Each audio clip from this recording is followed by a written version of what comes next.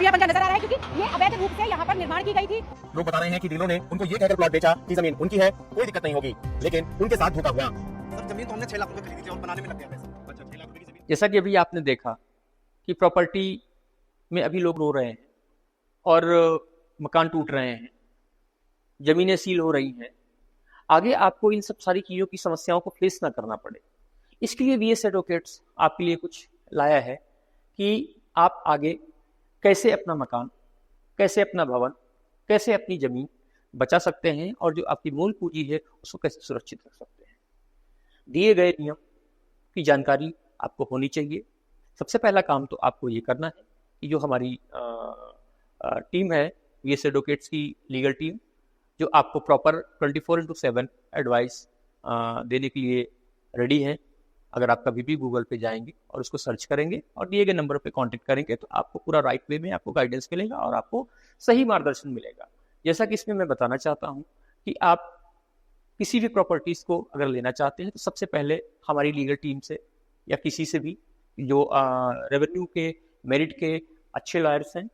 उनसे आप सजेस्ट कर सकते हैं कि साहब हम एक प्रॉपर्टीज़ को लेना चाहते हैं, तो जो उसकी जो भी रेवेन्यू की पूरी लीगल इंफॉर्मेशन है, उसकी देख रेख है, वो उसके द्वारा आपको कराना अति आवश्यक होता है प्रॉपर्टी लेने से पूर्व। दूसरी चीज़ है कि आपको ये देखना होता है कि जहाँ पे हमारा इन्वेस्टमेंट हो रहा है वहाँ पे फाइनेंस हो सकता है या नहीं हो सकता है, क्योंकि आज की डेट में सभी के पास इतना पैसा नहीं है कि वो सीधे अपना पैसा लगा सके। तीसरी चीज़ ये है कि जहाँ पे आप प्रॉपर्टी ले रहे हैं वहाँ का नक्शा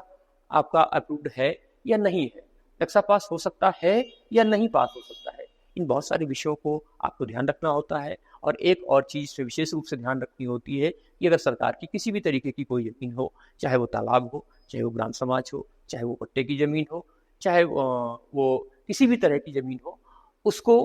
किसी भी तरीके से हमें परचेज नहीं करना है, उस पर किसी भी तरीके का मुझे अवैधानिक निर्माण नहीं करना है। अगर हम ऐसा करते हैं तो सरकार की जो भी नियमावली है 67 की, वो उस पर आप पे कार्रवाई कर सकती है और आपका जो